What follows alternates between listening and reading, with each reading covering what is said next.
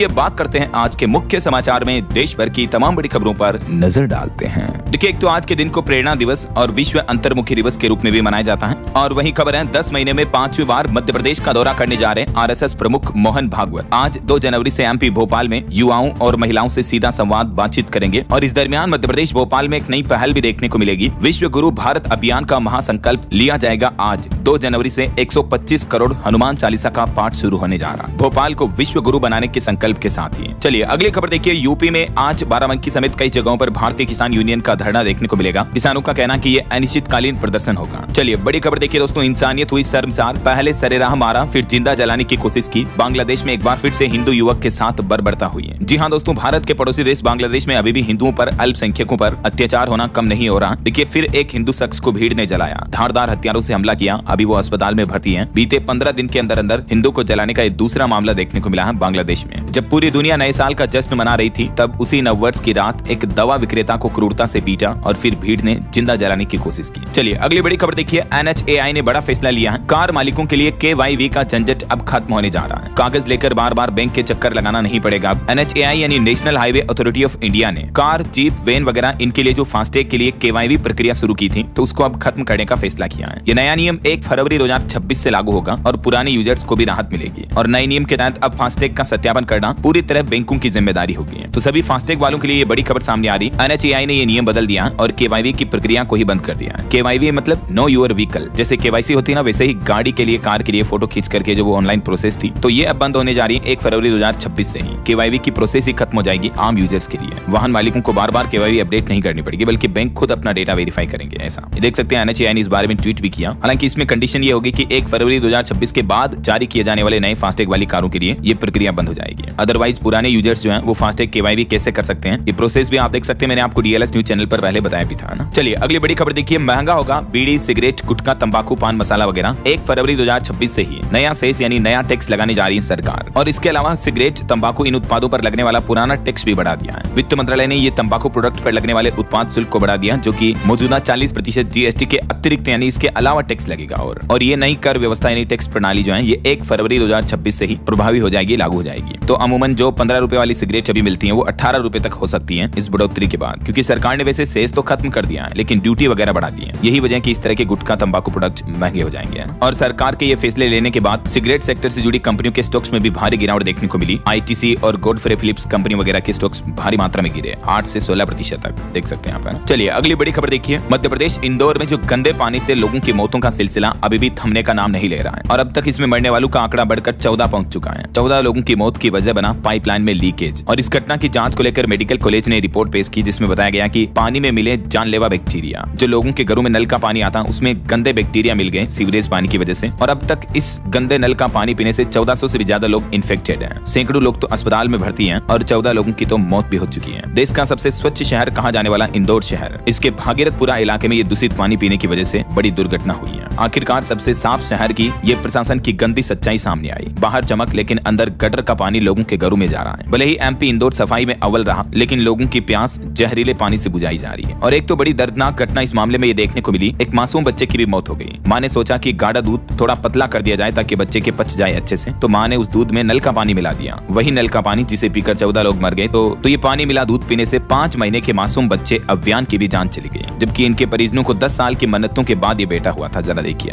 और उल्टा मंत्री लोग तो किस तरह की घटिया हरकतें कर रहे हैं। जब एक मीडिया कर्मी ने पूछा कि यह हादसा हुआ जिसमें अस्पताल में भर्ती परिजनों को इलाज खर्च के पैसे का रिफंड नहीं मिल रहा है, तो इस सवाल पर मंत्री विजय वर्गीय ने कहा कि अरे छोड़ो यार, तुम फोकट के सवाल मत पूछो। उल्टा मीडिया कर्मी पर चिल्लाए और उन्हें अपशब्द भी कहे। हालांकि बाद में उन्होंने सोशल मीडिया पोस्ट करके सॉरी बोला। और अभी तक इस मीडिया रिपोर्ट्स के मुताबिक दोस्तों, इस हादसे की मौतों के पीछे कौन कौन लोग जिम्मेदार हैं देखिए जरा आप। ये अलग अलग पोस्ट नियुक्तियों पर बैठे लोग बाग अधिकारी, जिन्हें कई बार शिकायतें मिली, आदेश मिले, लेकिन किसी ने नहीं सुनी लीकेज पाइपलाइन को सही करने की। इस घटना पर अब मध्य प्रदेश इंदौर हाईकोर्ट ने खुद संज्ञान लेते हुए एक्शन लिया और सरकार को आदेश दिया कि एक तो मरीजों को मुफ्त इलाज दिया जाए, और आज 2 जनवरी की तारीख का अल्टीमेटम दिया सरकार को इस मामले से जुड़ी रिपोर्ट सबमिट करने के लिए। चलिए अगला अपडेट देखिए दोस्तों, बीते महीने दिसंबर में 6.1% बढ़ा हमारे देश का GST कलेक्शन। सरकारी खजाने में लगभग 2.25 लाख करोड़ रुपए आए। जी हाँ, आखिरकार साल के अंतिम महीने में सरकार को अच्छा खासा GST कलेक्शन देखने को मिला। टैक्स कटौती के बावजूद भी रेवेन्यू में उछाल आया और 19% कमाई इंपोर्ट से हुई है इस GST में सरकार की। चलिए बड़ी खबर देखिए दोस्तों, तनावपूर्ण माहौल के बीच भारत पाकिस्तान ने सौंपी परमाणु ठिकानों की लिस्ट। 30 साल पहले जो दोनों देशों के बीच डील साइन हुई थी, उसके तहत दोनों देश एक दूसरे के परमाणु ठिकानों की जानकारी एक दूसरे के साथ शेयर करते हैं। ये 30-35 साल पुरानी परंपरा है। ये वो ठिकाने होते हैं जहां दोनों देश परमाणु हथियार रखते हैं। तो दोनों देशों के राजनयिकों ने इस लिस्ट का आदान प्रदान किया। और एक अच्छी खबर है, रिहा होंगे पाकिस्तान की जेलों में बंद भारतीय लोग भी। विदेश मंत्रालय ने इस्लामाबाद से ये डिमांड भी की। इसको लेकर भी ये नया अपडेट सामने आ रहा है। चलिए अगली खबर देखिए। भारतीय सेना ने यानी इंडियन आर्मी ने इस साल 2026 को नेटवर्किंग डेटा सेंट्रलिटी का साल घोषित किया है। इस मौके पर जनरल द्विवेदी बोले कि नवाचार हमारी ताकत का आधार है और ऑपरेशन सिंदूर अभी भी जारी है। तो ये करंट अफेयर्स के हिसाब से इंपोर्टेंट है। इंडियन आर्मी द्वारा अनाउंसमेंट ये 2026 का साल है। चलिए बड़ी खबर देखिए। नए साल के मौके पर सरकारी टेलीकॉम कंपनी BSNL ने भी यूजर्स को तोहफा दिया और voice over wifi services launch कर दी है। इसे वाईफाई कॉलिंग के नाम से भी जाना जाता है, यानी आप बिना सेल्युलर नेटवर्क के इंटरनेट से भी कॉल मैसेज कर सकते हैं। चलिए अगली खबर देखिए दोस्तों। नए साल के पहले ही दिन से कॉमर्शियल गैस सिलेंडर 111 रुपए महंगा हो चुका है। कारों के दाम भी बढ़े। हालांकि CNG PNG 2 रुपए तक सस्ती हुई, मैंने आपको बताया, लेकिन जो 19 किलो वाला कॉमर्शियल गैस सिलेंडर आता है वो अब 111 रुपए तक महंगा हो गया है। इस बढ़ोतरी के बाद दिल्ली मुंबई में इसकी कीमतें क्या हो चुकी है देख सकते हैं आप। और भी कोलकाता चेन्नई देश के बड़े महानगरों में अब कॉमर्शियल LPG गैस सिलेंडर कितने का मिलेगा ये टेबल में देख सकते हैं। कॉमर्शियल गैस सिलेंडर के रेट बढ़ते हैं तो जैसे होटल रेस्टोरेंट में खाना खाना महंगा हो सकता है, ये इफेक्ट देखने को मिलते हैं ना। हालांकि जो हमारे घरों में खाना बनाने के लिए 14 किलो 200 ग्राम वाला LPG गैस सिलेंडर यूज में लिया जाता है उसकी कीमतों में कोई बढ़ोतरी नहीं हुई है। और इसकी प्राइस अभी देश के अलग अलग शहरों में क्या चल रही है स्क्रीन पर आप देख सकते हैं। बाकी